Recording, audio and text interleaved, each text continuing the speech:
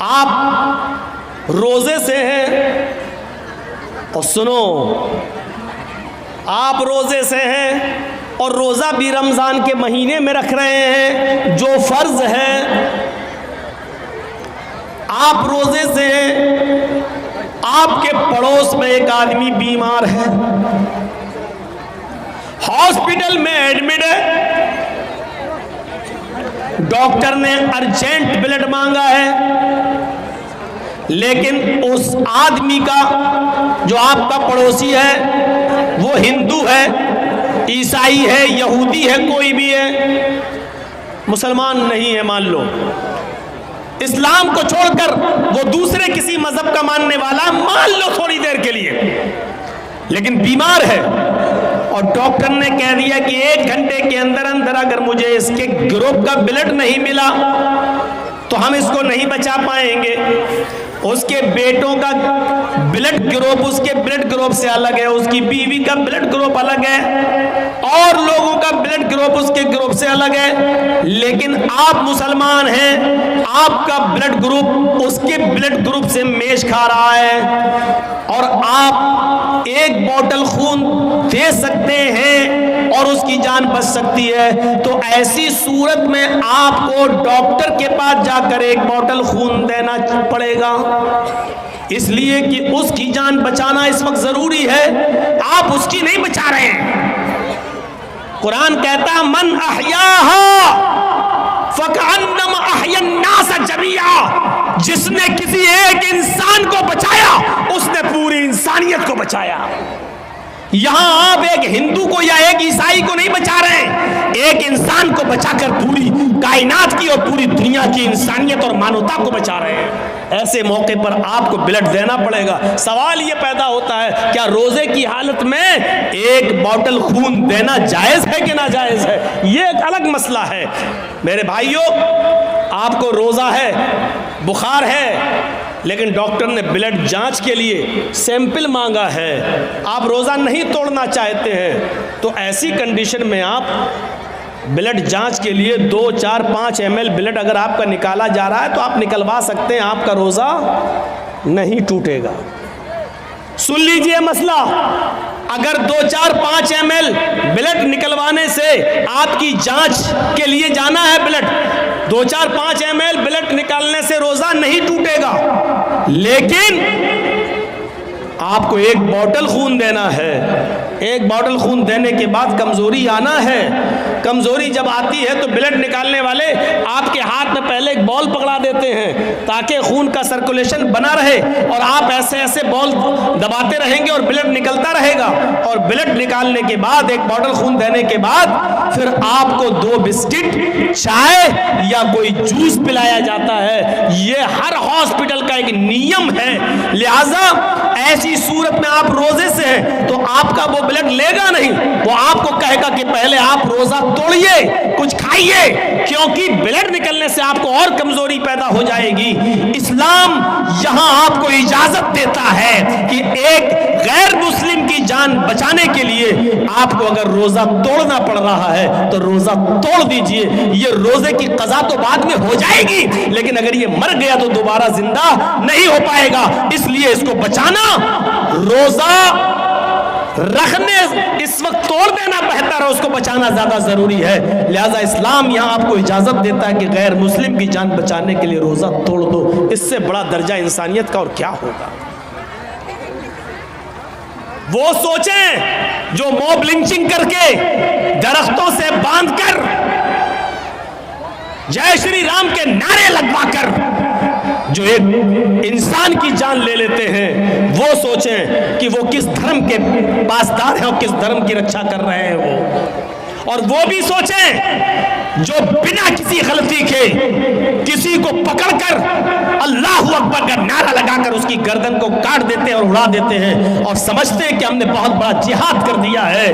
वो सोचें कि इंसानियत का एहतराम तो ये इस्लाम ने पेश किया है कि रोजा तोड़ दो लेकिन दूसरे की जान बचा लो।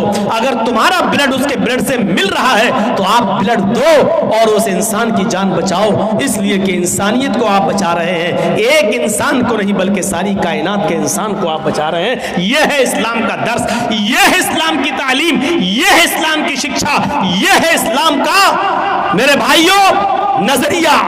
इससे बड़ी इंसानियत और क्या हो सकती है। एक और चीज पर गौर कीजिए आप। जाओ बेटा जाओ, जल्दी जाओ, आपकी बीवी इंतजार कर रही है घर पे। पहले बैठ जाएंगे फिर भागे, किसी तरह थोड़ा सुकून होता है। तो ये एक और नजरिए से सोचिए, इस्लाम ने इंसानियत देखी, इंसानियत इस्लाम ने इतनी बाउंडेशन लगा दी है कि कोई भी शख्स जब किसी औरत से शादी करे तो किसी भी कीमत पर किसी दूसरे के बच्चे को ही अपना नाम न दे दे। इस पर इतनी बाउंडेशन लगा दी है कि आप गौर कीजिए, अगर किसी वजह से आप अपनी बीवी को तलाक देते हैं और तीसरी तलाक जब दी जाती है तो तीसरी तलाक जब आप देंगे उसके बाद औरत की इद्दत शुरू हो जाएगी। उसके बाद से जैसी तीसरी तलाक दी वहीं से इद्दत शुरू। अब 3 महीने तक वो दूसरी शादी नहीं कर सकती है जब तक कि वो इद्दत पूरी न कर ले। गौर से सुनिएगा, इसको सुनेंगे तभी बात समझ में आएगी। 3 महीने तक उसको क्यों रोका गया? क्योंकि 3 महीने में हो सकता है कि जो आदमी तलाक दे रहा हो उसका कोई बच्चा इस औरत के पेट में हो। ऐसा ना हो कि तलाक के फौरन बाद शादी की अगर इजाज़त दे दी जाए तो कहीं ऐसा ना हो कि दूसरे का बच्चा ये अपने पेट में रखे और किसी दूसरे मर्द से शादी कर ले और दूसरा मर्द इस बच्चे को अपना नाम दे दे, हालांकि ये उसका बच्चा नहीं है। इसलिए 3 महीने का हुक्म दिया है कि वो इद्दत गुजारेगी। अगर किसी का शौहर मर गया तो औरत इद्दत गुजारेगी कितने दिन? 4 महीने 10 दिन। अगर किसी औरत का शौहर मगरिब से पहले इंतकाल किया है, मगरिब की अजान से पहले इंतकाल किया, तो वो दिन इद्दत में शामिल किया जाएगा, 1 दिन माना जाएगा। मान लीजिए आपके यहाँ 6 बजे मगरिब की अजान हो रही है और 5 बजे किसी का शौहर इंतकाल किया है, तो 5 बजे इंतकाल करने के बाद भी उसका पहला दिन माना जाएगा, क्योंकि अभी तारीख वही है। मगरिब के बाद तारीख चेंज होगी, मगरिब से पहले नहीं, वो पहला दिन माना जाएगा। यही अकीके में भी यही देखा जाएगा। 7वें दिन जो बच्चे का अकीका किया जाता है यहीं से देखा जाएगा। मान लीजिए आपका बच्चा जुमे के दिन मगरिब से पहले पैदा हुआ है तो जुमे का दिन पहला दिन माना जाएगा। जुमा, शनिचर, इतवार, सोम, मंगल, बुध, जुमरात। अब अकीका कब होगा? जुमरात को। और अगर जुमे के दिन मगरिब के बाद बच्चा पैदा हुआ है, मगरिब के बाद, तो जुमे का दिन नहीं जोड़ा जाएगा, फिर शनिचर का दिन जोड़ा जाएगा। पहला दिन शनिचर, इतवार, सोमवार, मंगल, बुध, जुमरात, जुमा। अब अकीका कब होगा? जुमे के दिन होगा। इस बात को याद रखिएगा। और 7वां दिन कब पड़ेगा? जुमे का दिन। अगर जुमे को मगरिब के बाद बच्चा पैदा होता है तो अरबी में महीने की शुरुआत मगरिब के बाद से होती है। हम लोग चांद कब देखते हैं? मगरिब की अजान हो जाती है, नमाज के बाद देखते हैं। जब चांद हो गया तो वहीं से महीना शुरू, वहीं से तारीख शुरू, वहीं से 1 तारीख हो गई और वो दूसरे दिन मगरिब तक 1 तारीख रहेगी।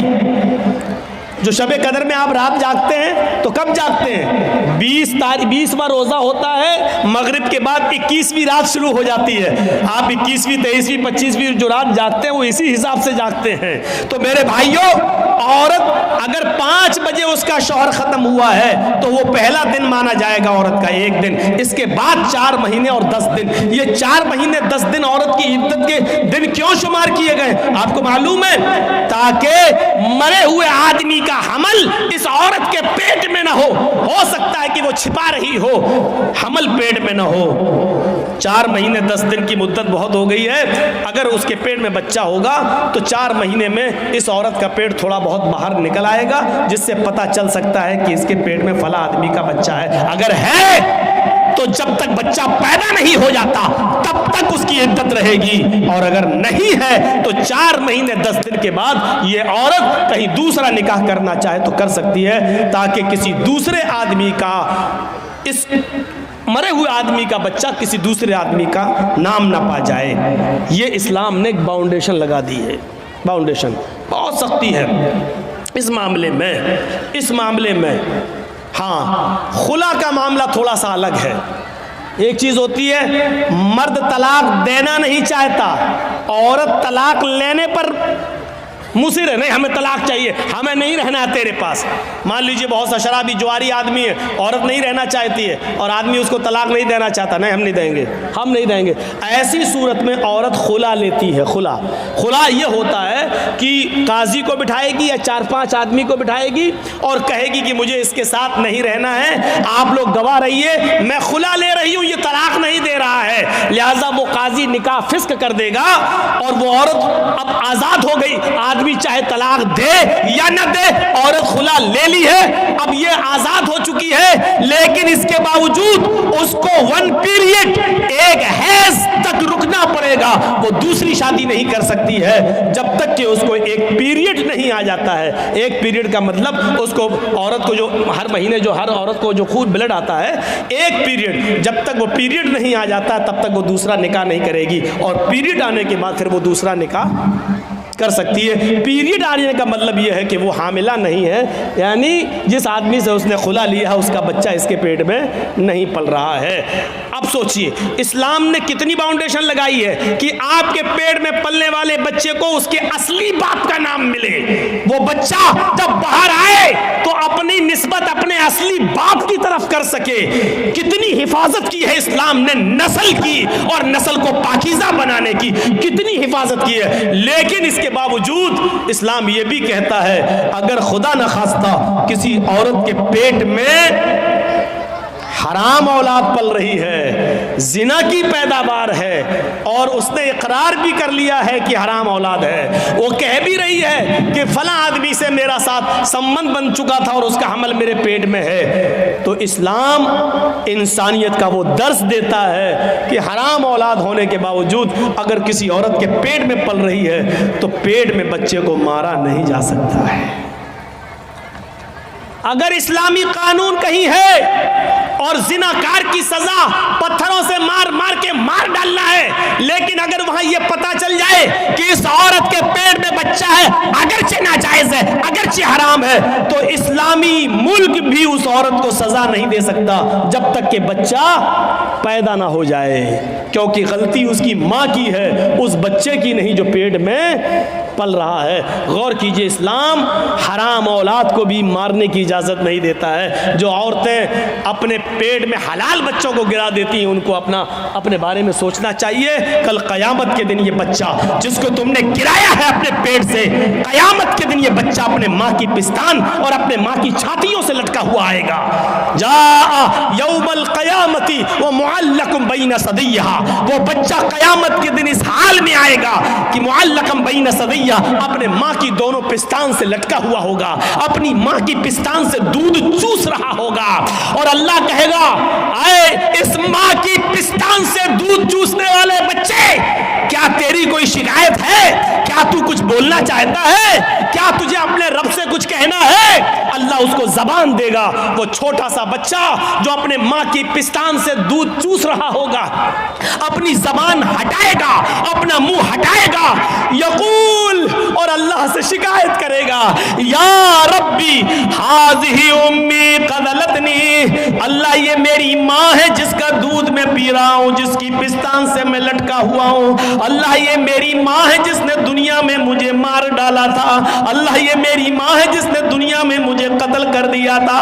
हाज़िही उम्मी क़तलतनी, अल्लाह ये मेरी माँ है जिसने दुनिया में मुझे मार डाला था। अल्लाह ये मेरी माँ है जिसने दुनिया में मुझे कत्ल कर डाला था। हाय अल्लाह, ये दुनिया में मेरी ना हुई, तू इसका मत हो, इसको भी तू जहन्नम में फेंक दे। अल्लाह रब्बुल आलमीन फिर उस औरत को जिसने दुनिया में अपने बच्चे का मर्डर किया बिना किसी गलती के, बिना किसी परेशानी के, उसने ये सोच कर कि 3 लड़कियां पहले से, चौथा भी मेरी लड़की है, अल्ट्रासाउंड में चेक कराने के बाद पता चला लड़की है, नहीं नहीं हमें नहीं चाहिए, और एबॉर्शन करा दिया, गिरा दिया, क़यामत के दिन इस औरत को जहन्नम में फेंक दिया जाएगा और वो बच्चा अपनी माँ को खुद जहन्नम में ले जाने का सबब बनेगा कि नहीं अल्लाह इसने दुनिया में मुझे मार डाला था। इस्लाम तो हराम और नाजायज़ औलाद भी गिराने की इजाज़त नहीं देता है। ये इस्लाम इंसानियत का एहतराम है, इंसानियत का एहतराम। इस्लाम में बहुत, जहाँ थोड़ा बहुत मसला हार्ड लगता है वहीं आसानी भी पैदा होती है। मान लीजिए रमज़ान का महीना और 20 रोज़े गुजर चुके हैं, आज कोई हिंदू है या कोई ईसाई मुसलमान हो रहा है और वो 20वें रोज़े को मुसलमान हुआ, तो अब वो रोज़ा कब से रखेगा? रोज़े तो पूरे महीने के फ़र्ज़ हैं, लेकिन कोई हिंदू या कोई ईसाई या कोई यहूदी 20वें रोज़े को मुसलमान हो रहा है। 20 रोज़े तक हिंदू था, ईसाई था या यहूदी था या जैनी था, बुद्धिस्ट था, 20 रोज़े के बाद मुसलमान हो रहा है 20वें रोज़े को, तो अब वो रोज़ा कब से रखेगा? आज मुसलमान हुआ है तो अब जब मुसलमान हुआ तभी से तो रखेगा। अब सवाल ये पैदा होता है कि वो 20 रोज़े जो इसके छूटे हैं वो पूरे करेगा या नहीं करेगा? तो साफ मसला है कि नहीं करेगा। क्यों नहीं करेगा? क्योंकि जब वो इस्लाम लाया है तब तक वो काफिर था, उस पर रोज़ा फ़र्ज था ही नहीं। आज वो इस्लाम लाया तो अब जितने रोज़े हैं उतने वो रखेगा, बकिया रोज़े वो नहीं रखेगा। इसलिए नहीं रखेगा क्योंकि उस वक्त उसके ऊपर रोज़े फ़र्ज थे ही नहीं। कितने रोज़े रखेगा? जितने बाकी हैं। एक चीज़ और सुन लीजिए, 20वें रोज़े को इस्लाम लाया, लेकिन इस्लाम ला रहा है 5 बजे शाम में और रोज़ा खुलता है 6 बजे। अब 5 बजे वो इस्लाम ला रहा है, तो इस्लाम जैसी वो 5 बजे लाया तो अब क्या करेगा? आज का रोज़ा क्या करेगा? तो 5 बजे इस्लाम लाता है तो 5 बजे ही से उसका रोज़ा शुरू हो गया है, क्योंकि 5 बजे से पहले उसके ऊपर रोज़ा फ़र्ज था ही नहीं, क्योंकि वो काफिर था। जैसे इस्लाम लाया वैसे ही उस पर रोज़ा फ़र्ज हो गया, वैसे ही उसके ऊपर रोज़ा फ़र्ज हो गया। अब 5 बजे ही वो नियत कर लेगा कि मैं रोज़े से हूँ। इस्लाम ले आया, अशहदु अल्ला इलाहा इल्लल्लाह व अन्ना मुहम्मदर रसूलुल्लाह, इस्लाम लाते ही उसके ऊपर असर की नमाज फ़र्ज हो जाएगी, क्योंकि टाइम अभी बाकी है और इस्लाम ला चुका है, असर का वक्त अभी बाकी है, लिहाजा पहले असर की नमाज पढ़ेगा और यहीं से उसका रोज़ा भी शुरू हो जाएगा, क्योंकि इस्लाम ला चुका है। जब से इस्लाम लाया यहीं से रोज़ा शुरू, और 6 बजे वो रोज़ा सब लोगों के साथ खोल लेगा और उसका ये एक रोज़ा माना जाएगा, ये एक रोज़ा माना जाएगा। ये आसानी भी है इस्लाम, ये आसानी भी है। इस्लाम मुश्किल नहीं है, लोगों ने इसको मुश्किल बना दिया है। क्या वो लोग सहाबा नमाजें नहीं पढ़ते थे? क्या वो रोजे नहीं रखते थे? मुश्किल बना दिया है। फजर में नहीं उठ पा रहे हैं साहब, क्यों? अब रात में 1 बजे जर्जी साहब को टाइम मिलेगा, 3 बजे तक जलसा चलेगा, फिर आदमी यहां से जाएगा, थोड़ी देर कमर सीधी करेगा, फजर में उठेगा? नहीं उठ पाएगा। क्लियर है? लेकिन याद रखिए, मौलाना जर्जीस का जलसा और इस जलसे में 2:30 बजे 3 बजे तक जाग लेना और इस जाग लेने के बाद सुबह फजर की नमाज में ना आना, ये दलील नहीं है इस बात की कि आपका जलसा कामयाब हो गया है, या ये उज़्र नहीं होगा कि मैं जलसा सुनने की वजह से रात में जाग लिया इसलिए फजर में हम नहीं उठ पाए। जलसा कराना फर्ज नहीं था, फजर की नमाज पढ़ना फर्ज था। आपने एक फर्ज को छोड़ा उस काम के लिए जो आपके ऊपर फर्ज ही नहीं था। मेरे भाइयों, यहां से ये मैसेज लेके उठिएगा, ये पैगाम लेके उठिएगा, ये तसव्वुर लेके उठिएगा।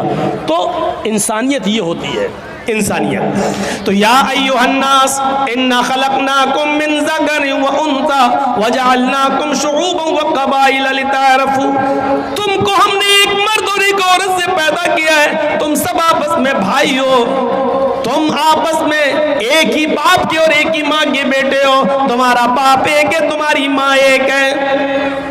अच्छा, एक चीज और बताइए, गौर से सुनना। हम मुसलमान हैं, ये हिंदू है, हम दोनों का झगड़ा हुआ है। अब कोर्ट में गए, तो जज साहब बैठे हैं, अगर मुसलमान हैं तो उनका दिल चाहता है कि हम मुसलमान की तरफ थोड़ा सा झुकाव कर दें, हिंदू है तो वो चाहता है थोड़ा सा हिंदू की तरफ झुकाव कर दें। ये होता है, ये होता है। कुरान ने इंसानियत, यहां पर इंसानियत को फरोग दिया है, इंसानियत को बढ़ावा दिया है और कहा अगर तुम सच्चे मुसलमान हो तो फैसला करते वक्त न कौम देखोगे, न बरादरी देखोगे, न जात देखोगे, न मजहब देखोगे। हुक्म वला यजरिमन्नकुम शनआनु कौमिन अला अल्ला तादिलू इदिलू हुवा अक़रबु लित्तक़वा। भाई जिसको जाना हो अभी उठ के चले जाओ यार, क्यों बार बार उठ रहे हो? बहुत डिस्टर्ब होता है हमको सामने। ला यजरिमन्नकुम शनआनु कौमिन, आए मुसलमानों, किसी कौम की दुश्मनी, किसी मजहब की दुश्मनी तुम्हें इस बात पर मजबूर न कर दे कि तुम सच्चा फैसला न कर सको, उनके साथ इंसाफ न कर सको। ऐसा नहीं होना चाहिए। दिलू, हर हाल में सच्चा फैसला करना, चाहे वो मुसलमान के खिलाफ जाए, चाहे वो हिंदू के खिलाफ जाए, ईसाई के खिलाफ जाए, तुम्हारे अपने खिलाफ जाए, तुम्हारे अपने बेटे के खिलाफ जाए, तुम्हारी अपनी औलाद के खिलाफ जाए। अच्छा, आपके यहाँ मान लीजिए, हमें नहीं मालूम चापी में ये होता है या नहीं होता है, बंगाल के जलसों में बहुत जगह ऐसा देखा गया है कि एक गांव में कोई लड़का उसी गांव की किसी लड़की को लेके भाग गया। 2-4 दिन के बाद पकड़ गए, गांव वापस आए। अब लड़की का बाप रोता है, ओ मेरी लड़की तो इज्जत लुट गई, बर्बाद हो गया, दूध खाने के लायक नहीं है। अब जोर डाला जाता है गांव की तरफ से कि तू लेके भागा था, चल अब शादी करो उसके साथ। ये गांव की तरफ से फैसला होता है, शादी करो उसके साथ। और वो लड़का तैयार नहीं है शादी करने के लिए। वो लड़का कह रहा भाई शादी की तो कोई बात ही नहीं हुई थी। अब ये लड़की का बाप कह रहा है ये लड़का लेके भाग गया मेरी लड़की को। अब मेरी लड़की तो बदनाम हो गई, कुछ हुआ हो या ना हुआ हो, लेकिन बदनाम तो हम हो गए। कौन मेरी लड़की से शादी करेगा? लड़के का बाप ये कह रहा भाई दोनों बातें करते थे, मोबाइल पे लगे रहते थे रात रात भर, हम क्या करें? लड़का कह रहा हम शादी क्यों करें, शादी की कोई बात ही नहीं हुई है इससे हमारी। ठीक, हम भगा के ले गए तो तुम्हारे घर थोड़ी घुस के ले गए थे हम। फोन पे बात हुई, फला जगह तुम आ जाओ, हम भी फला जगह चल रहे हैं, मोटरसाइकिल लेके आ जाएंगे। हम वहां मौजूद थे, ये आ गई, हम लेके भाग गए। अब गांव में जो सरपंच होते, मुखिया लोग, सुनो, अगर यहां पर भी ऐसा होता है तो सुन ले इस गांव का मुखिया और सरदार, कयामत के दिन तुम्हें भी गवाही देना पड़ेगी और अल्लाह के सामने तुम्हें भी जवाब देना पड़ेगा। अब क्या होता है, अच्छा ठीक है तू शादी नहीं करेगा, नहीं, अब उस लड़की का तो इज्जत ख़राब हो गई, हाँ तो क्या हुआ, चल 5 लाख रुपए जुर्माना देगा लड़का वाला लड़की को। अबे तेरे बाप का फैसला है?